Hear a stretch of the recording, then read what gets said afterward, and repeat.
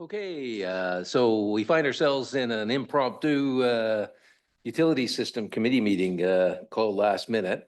And it happens to be coinciding with the turn of the 2-year thing about everything. And when I was talking to Jamie about it, I suggested that it wouldn't really be fair to directors who are online, not here, and taking up all the time to go through the process of electing a chair, but we're really here on this to hear about this information. So if I have everybody's indulgence, we'll just put off the election of the utility chair and vice chair for the next meeting, so that we can get on and hear this good information. Is there anybody that objects to that online, perhaps?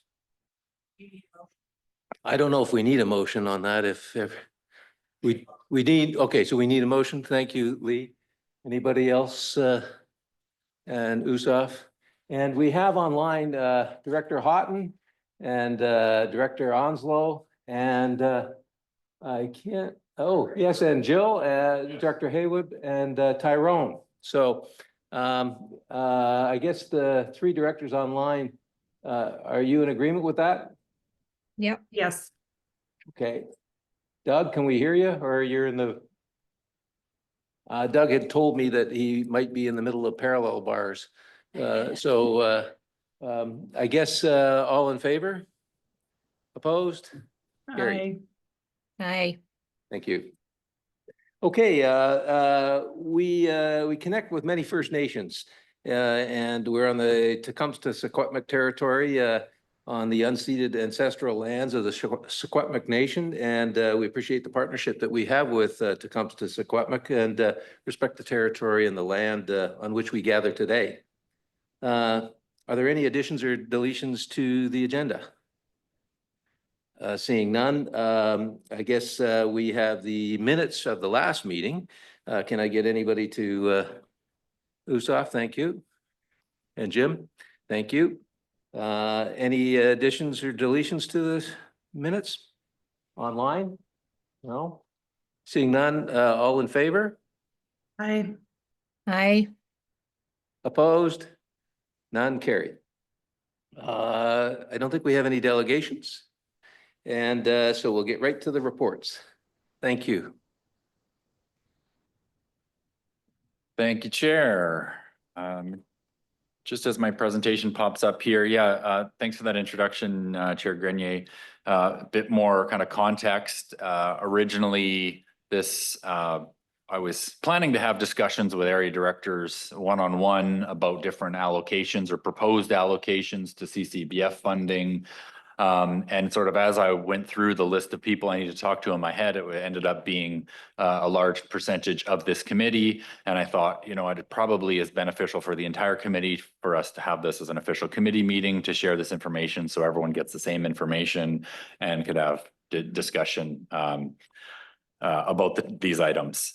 The reason we called it now and having it the day before the board meeting that's happening tomorrow is because some of the projects on here have been newly added to the capital plan. So the board will be considering and adopting those additions tomorrow. And I want to have a chance for this committee to talk about those items before tomorrow. So the first item, and it's kind of two agenda items here. I'll talk about the groundwater project first and then have a discussion around that. And then we'll move on to the second item.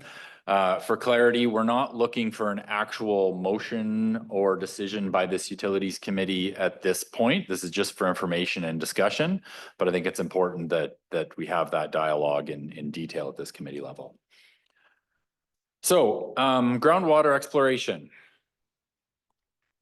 So as I was kind of working through this, trying to think of the best way to explain what we're doing here, I kept going back to the 5 W's from grade school of who, what, when, where, why, and how. So that's where I'm starting from. So the what is groundwater exploration? What are we proposing? So these are new capital projects that we've added to the capital plan that are slated to be funded from the Canada Community Building Fund. These weren't in the provisional budget, but we've added them since. The 4 projects are up on the screen here and the corresponding electoral areas. And I'll walk through more details of those. So why are we talking about groundwater exploration? So a bit of a historical perspective. Well, surface water was easily accessible, so it became a default water source.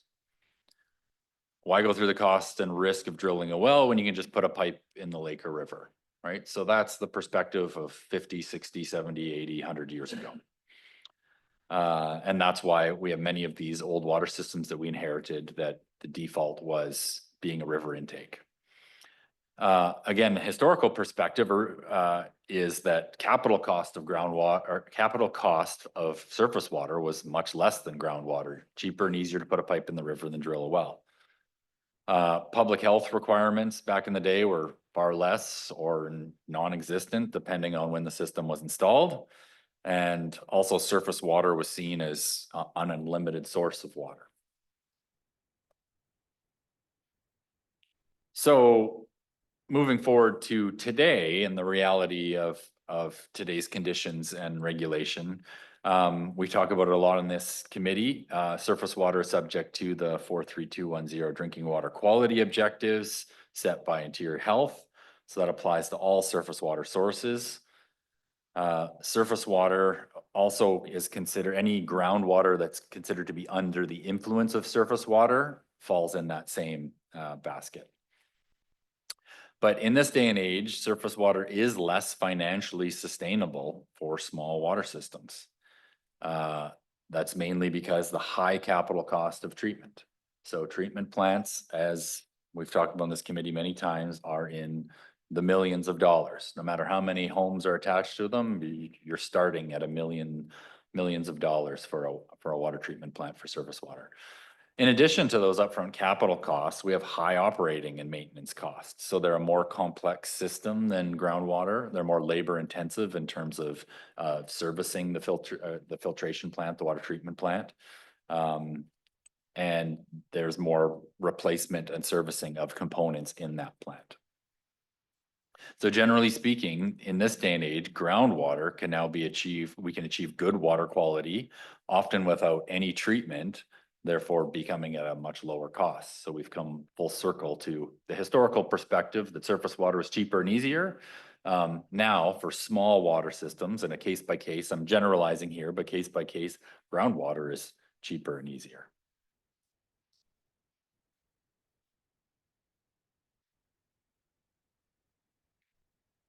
So still on the why are we going here?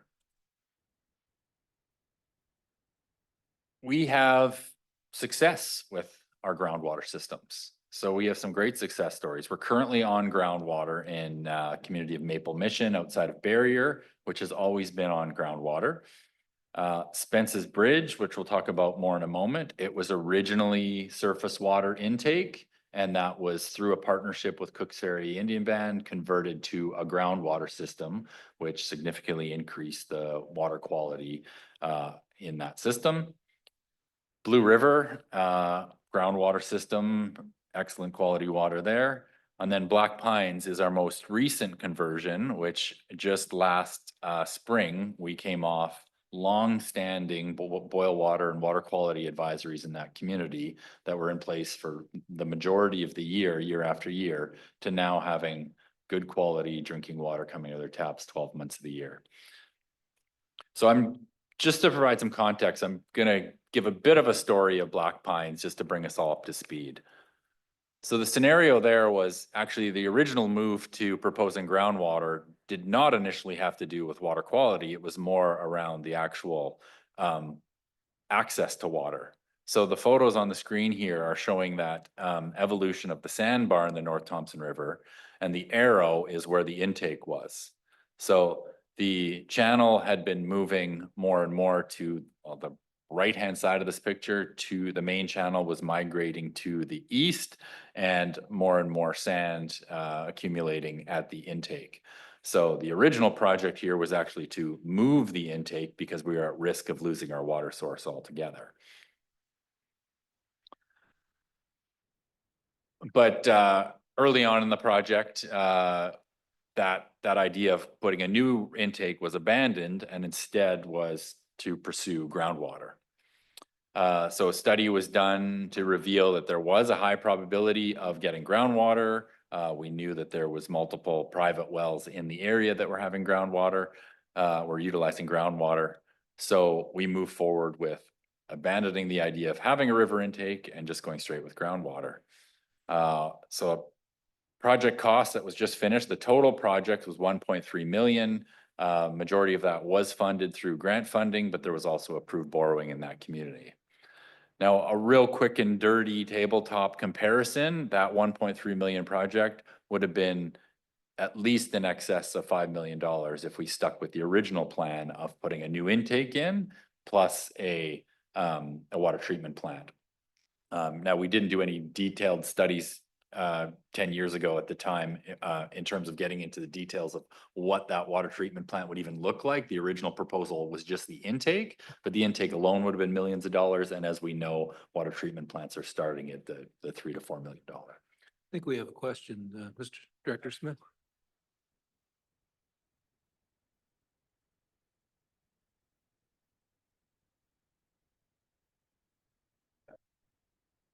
Yeah, a good question. So it is one, well, there's actually two wells there, and I'll talk about the process in a minute that we'll go through more generically, but in that scenario, we had a test well and then and also a production well that's there. So now our test well that can act as our backup well. But the other big cost involved in that 1.3 million is actually connecting it to the system. So getting water is one piece, connecting it to the system is another piece. So depending on how far that is, getting power to that connection, developing the well site, connection to the system, chlorination of the water in the system. Can I jump in for 1 second? Sorry, I just wanted to point out that we didn't hear the question, and I have gathered what the question was based on the answer, but just use your microphones because we didn't hear the question.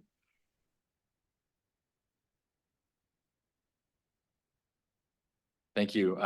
So moving on. So back to the where. So now back to that list of those four locations where we're proposing groundwater exploration. I've broken it out into two sections. So Deloro and Evergreen, I'm going to speak about first. So these are two communities that we currently are using surface water.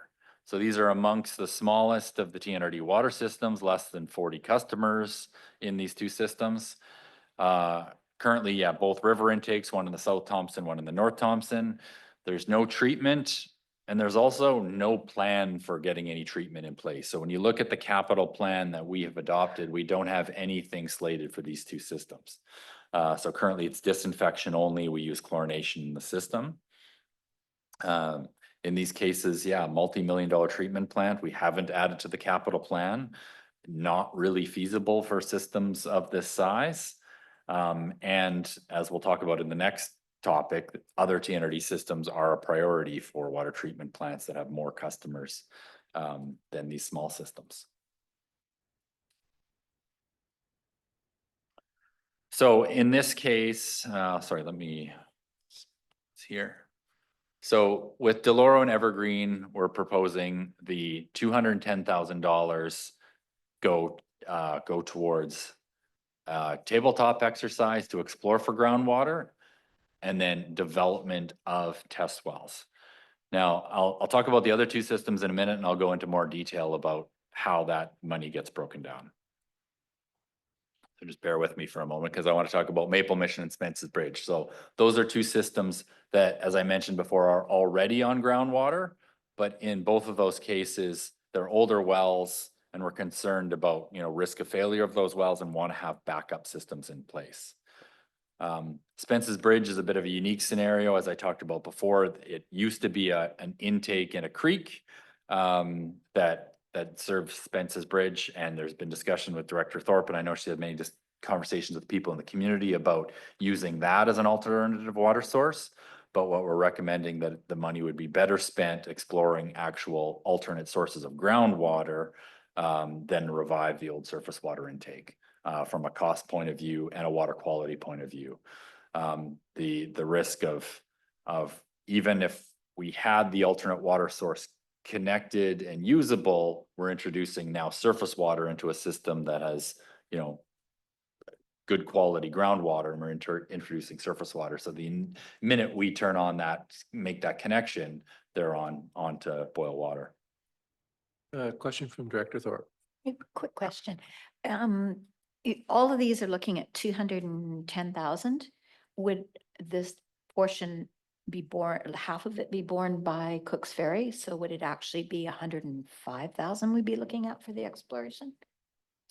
On that one, no. What we're proposing there is, for Spence's Bridge, what we're proposing is exploring for groundwater on the TNRD side of the river. So the current groundwater wells are owned and controlled by Cook's Ferry Band. So we'd be looking at developing a TNRD owned asset on the other side. We haven't had any discussion in those about cost sharing. It's not off the table, but the intent would be that we start the exploration. And if you just bear with me for a minute as I go through this process, we could talk about sort of the steps that 210,000 is lumped into. So this takes me to my next slide. So where we were. So the first exercise is a fairly low cost one. And the reason we wanted to put this into the capital plan as a single line item is because these kind of are all related. We want to have it as a single project to take us through, if we can, right to the end of having a test well. But there's multiple steps in that process, and it may stop at step one. So the first step that we're proposing in these 4 systems is this desktop review. So fairly low cost, around $10,000, and that's review of all the known aquifers, looking at the existing wells, looking at geologic and geographic considerations of the region, and then ultimately end up with the result of a probability of finding groundwater and what areas that may be in. So depending on the results of that exercise, we may say, okay, no point in pursuing this further. The probability is low, and not recommending actually spending the bigger dollars, the $100,000 to $200,000 to develop a well. So back to Director Thorpe's comment on Spence's Bridge, you know, we would have the opportunity to explore those partnership opportunities further with Cook's Ferry on that joint system. So if the tabletop exercise gives us, you know, a reasonable probability of water and we want to move forward, then the next step is that test well development. So, you know, very wide range in costs there, $100,000 to $200,000. And this is the kind of the you don't know unless you try stage. We get a report saying there's a good probability, so we go try drill a well. And hopefully the end result is a fully developed capped well within that 210,000 total cost. The next step, step 3, and I want to be clear here, is not included in the proposed 210,000. This would be an additional project. At that point, we would have to look at what are the costs now that we have a well to actually connect it to the system, and how do we fund that? So we still may be likely we'll be looking for grant funding, looking what existing reserves there are in that system, a combination of those, possibly borrowing to develop it. So yes, groundwater is always a bit of a gamble, but the spending $200,000 for a chance of having good water is more likely to actually end up in a good spot than spending, waiting for a grant for $6 or $7 million for a very small system and waiting to prioritize that in the order of all of them are there.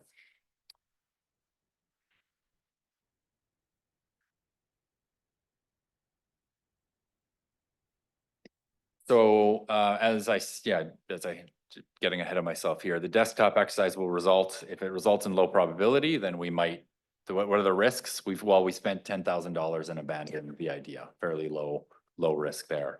It's the next test well where it gets concerning. If we have a test well, it's unsuccessful. What are the options there? Well, we could get no water at all, or we can get a test well that has water, but there's not enough water and we have to abandon it. or we can have really poor quality water that results in having to have additional treatment and additional costs there. Some of those, again, risks are somewhat mitigated by doing that desktop exercise. For example, water quality, if we know there's other wells in the area, that's part of the desktop. We know if there's a higher risk of having poor water quality or not. The other risk, as I said, is we can have a successful well development, get an excellent well, but at the end of that process, we still need to find money to actually connect it to the system. And where do we get that funding from?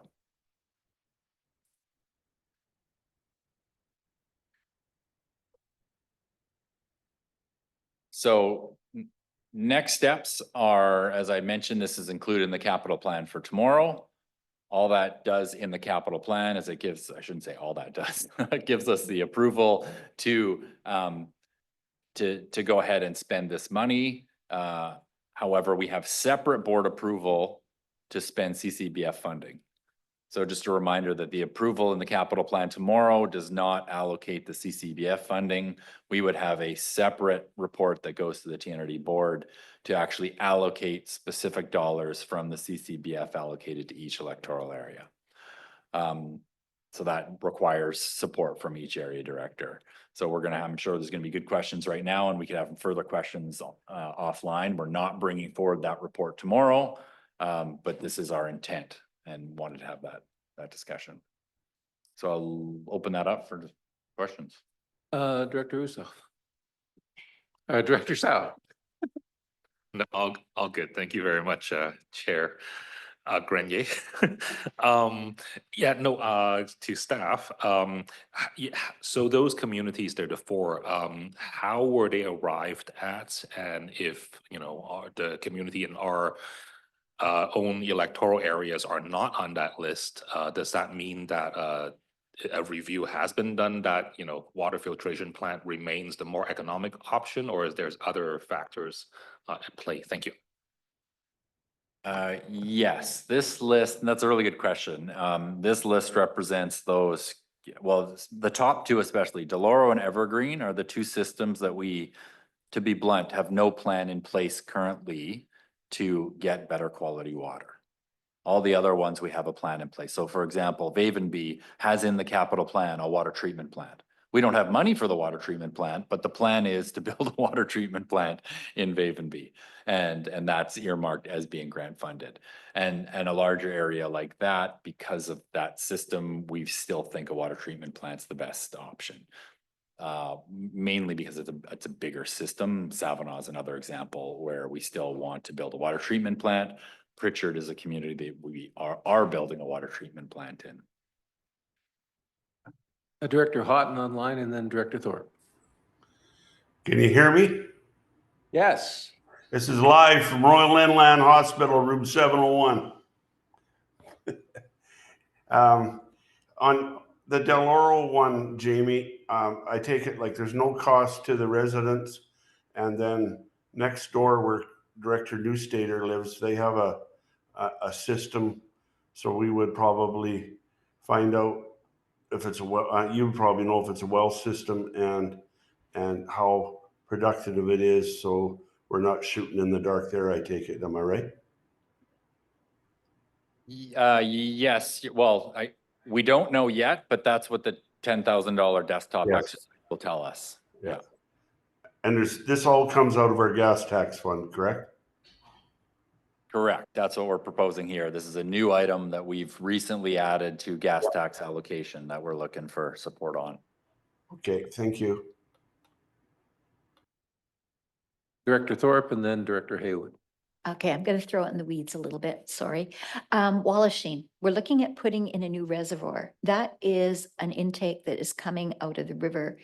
Have we given any thought to looking at groundwater while we're doing this? Short answer is no, because we have a good intake, a newer intake there.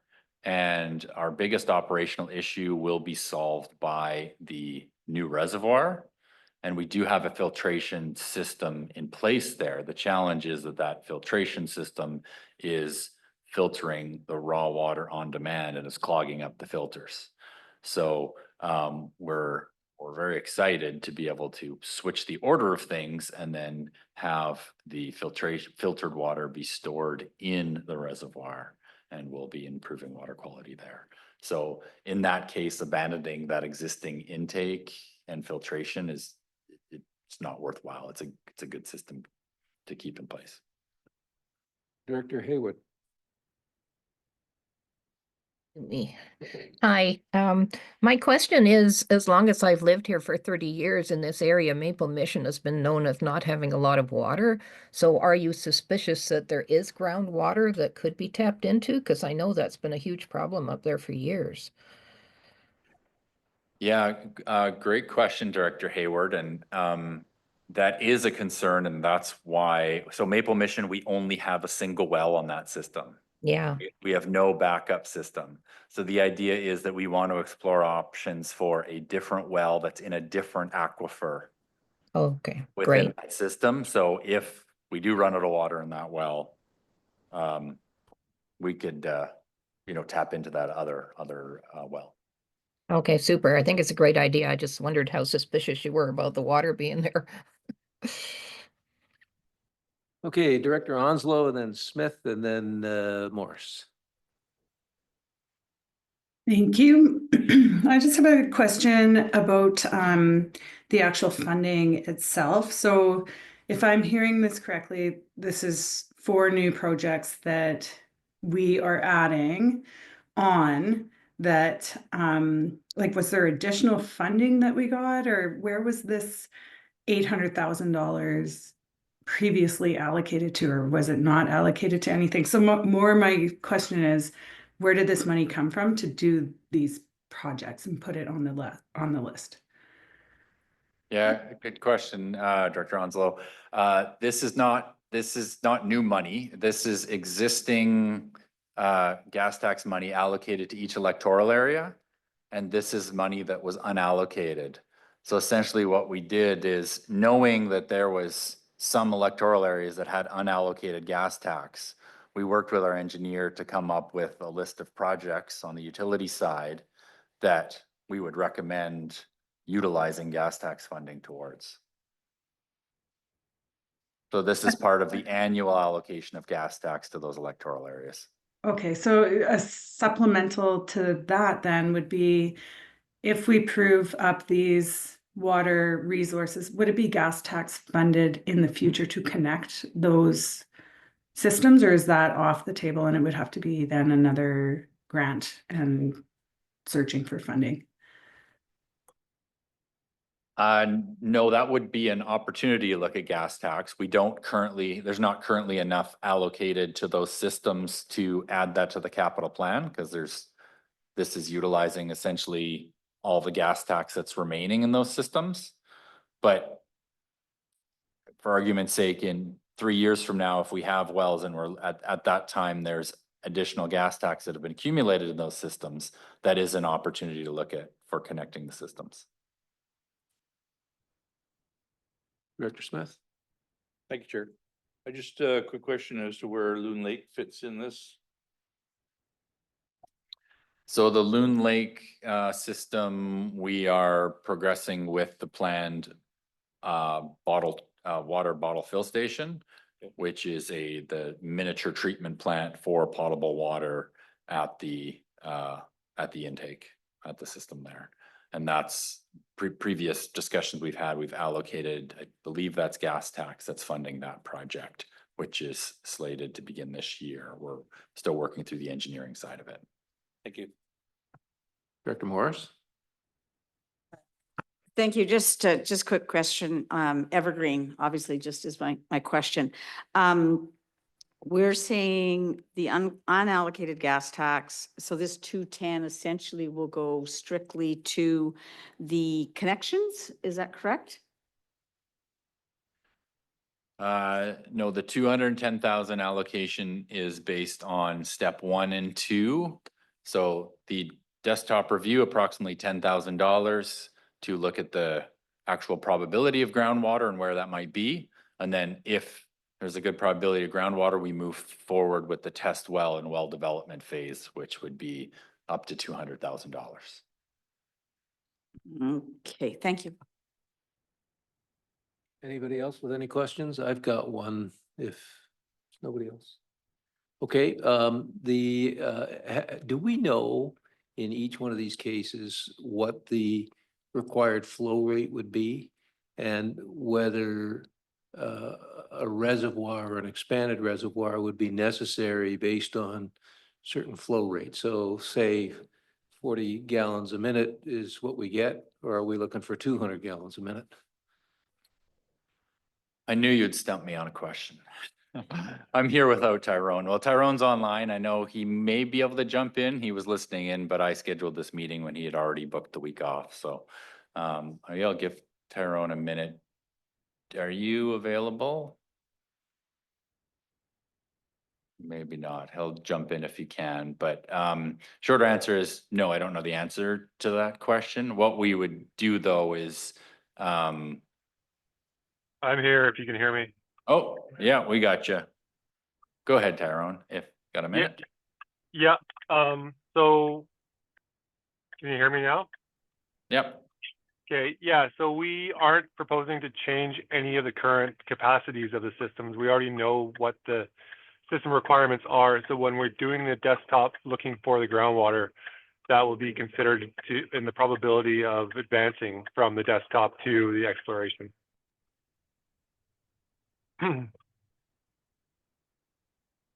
That really, I didn't quite connect those two. So we wouldn't, nothing proposed here would change the way the system operates. So the same amount, so each of them would have their own different demands. The amount of water we need would be unchanged. So it'd be filling the reservoir with the groundwater instead of filling the reservoir with a river intake. Thank you.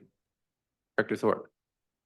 So I'm gonna jump ahead a couple of times. So if we've got the desktop done, we've got the test well done and developed, and in theory, we connect it to the system, will we only be using it as a backup, or would we use it to supplement the system? Say, for example, Spence's Bridge, there's an issue with not enough water.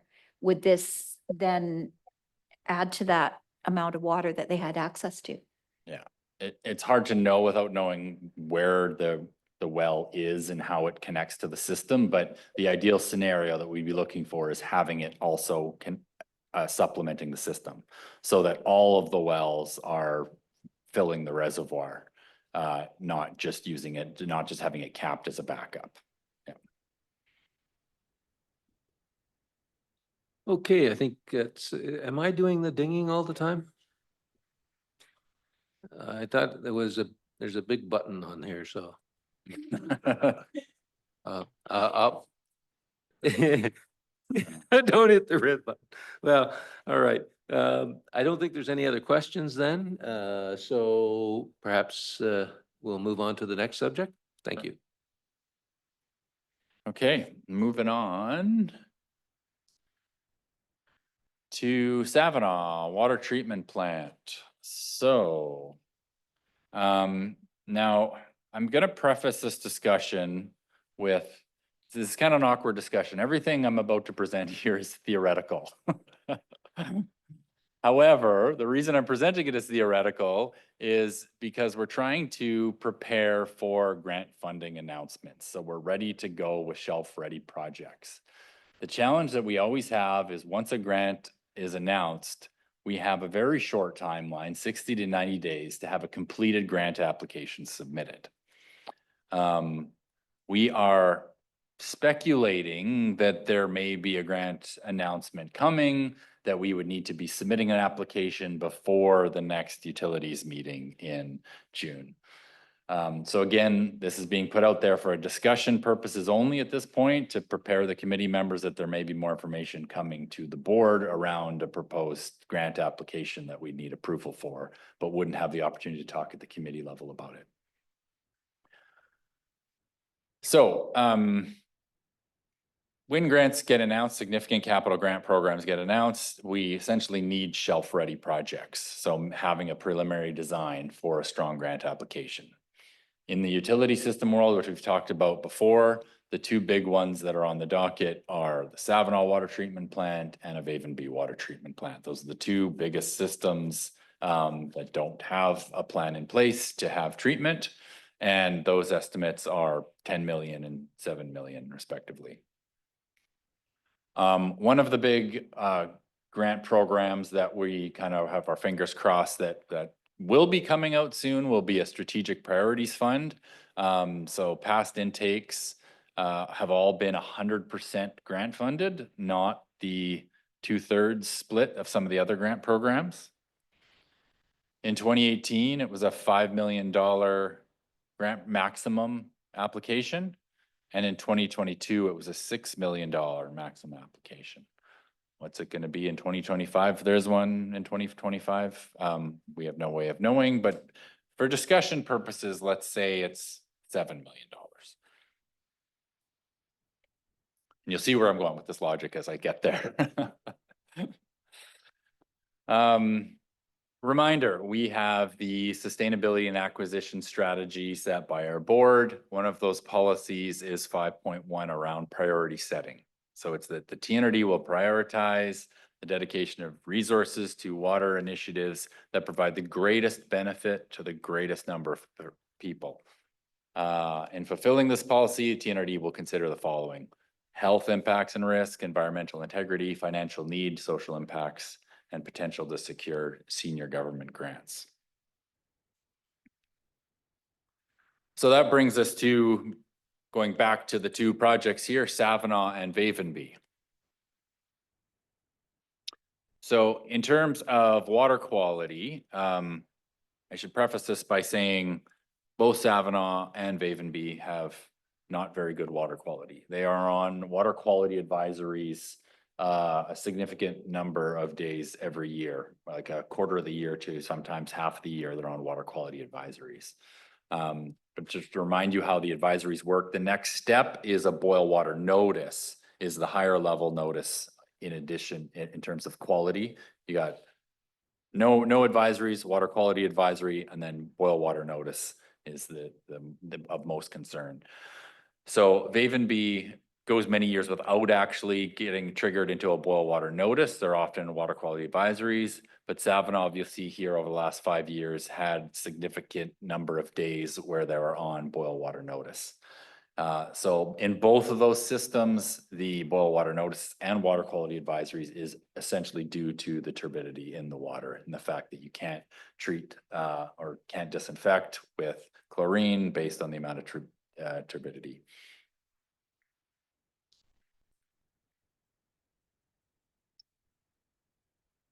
So the point I'm trying to make here is that although neither of them have great quality from a health impact and risk point of view, Savinaw's in a higher health impact and risk than Vavenby. Financial need, really both of those systems have no way of funding a multi-million-dollar treatment plant with their existing revenue streams, and so they're reliant on grants. From a population and connection point of view, Vavenby is about 120 connections, Savinaw is about 300 connections.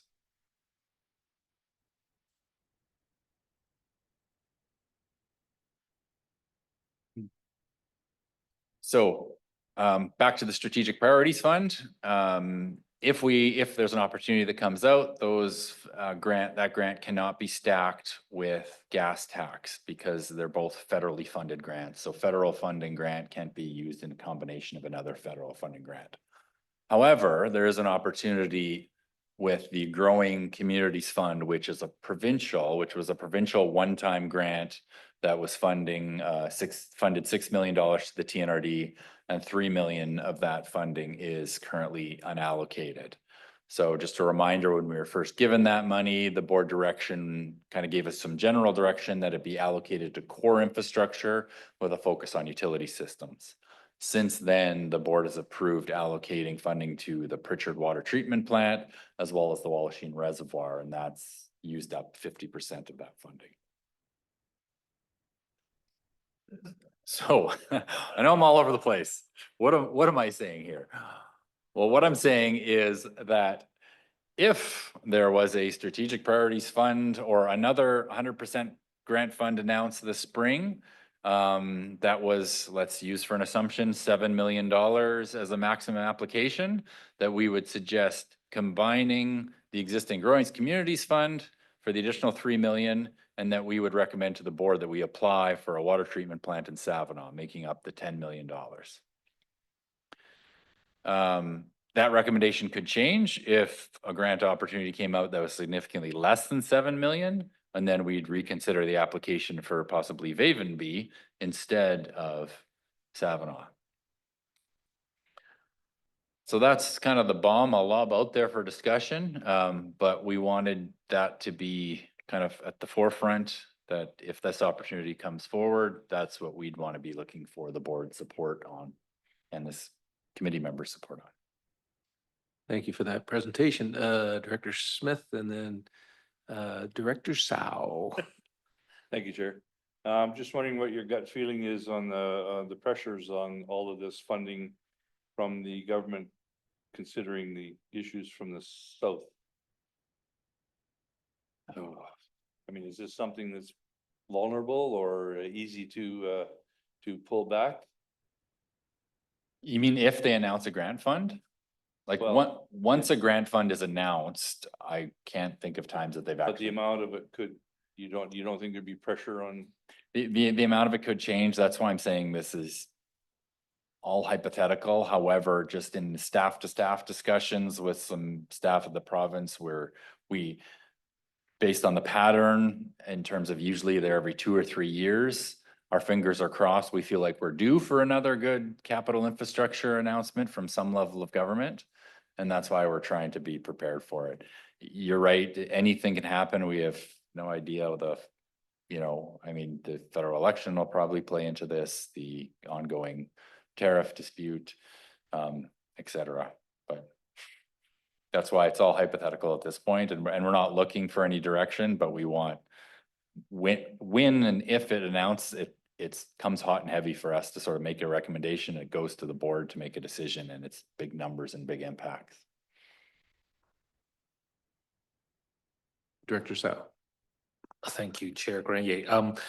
I just want to say, as Area A for Vavenby there, I am in agreement. I think that's fair. Your plan there, hypothetical, if it's above a certain amount, it should go to Savinaw, and if it's below the threshold that, it's even plausible to fund Savinaw, then consider Vavenby. I think that's very fair. That's my Area A comment. Thank you.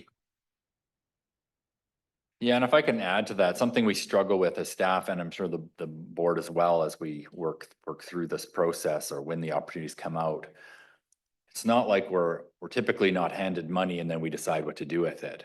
We need to decide, okay, what proposal are we going to put forward? What do we think is the best chance of succeeding in this grant? So we put all the work into actually applying for the grant, and then we find out if we get it or not. And if the answer is no, we didn't get it, there's always the what if. Well, what if we split it up and asked for a lesser amount? Would that have been a higher probability? Like we don't know the answer to any of those questions, and it's always a struggle of how many eggs do we put in what basket, in this game of applying for grants.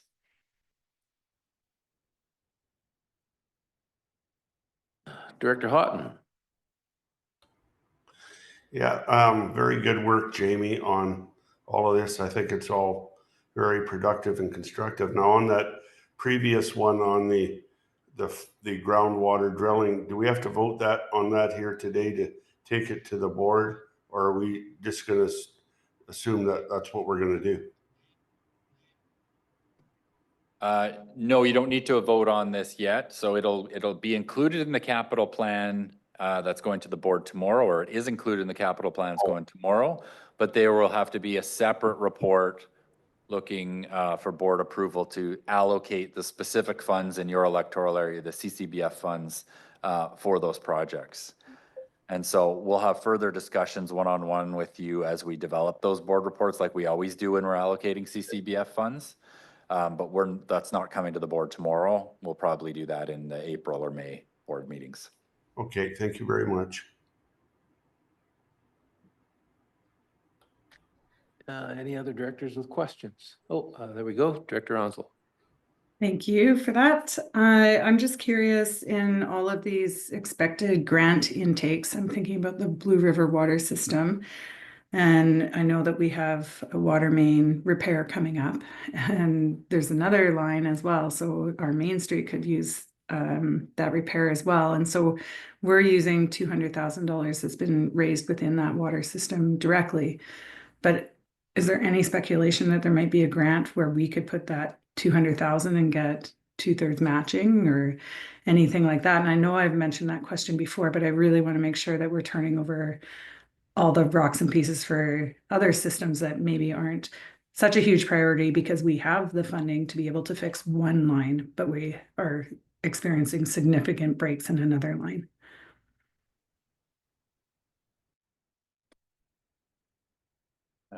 Good question. Is there any other grants that we know of right now? No, but we're always ear to the ground at what opportunities there is. And the scale and size of those grants will determine, you know, what projects that we as staff would recommend. So using that water main upgrade as an example, if there was a grant that's 2/3 funded for $500,000 or $1 million, we'd be looking for, you know, those types of applications, water main replacement, because we can't build a water treatment plant for $5 million, but what else can we do, which is needed and required and included in the capital plan. So if you go back to what's in the capital plan, there's a lot of items tagged as miscellaneous grant. And I hope it's okay if I say this, CFO Fox, miscellaneous grant means we don't have the money, we're hoping for a grant, but we want to include in the capital plan because it's important to acknowledge that that's needed, but we don't have funds for it. And the Blue River water, the main replacements in Blue River are one example of that. We're using reserve funds for one section of it, but you're absolutely right. There's a lot of sections that need replacing.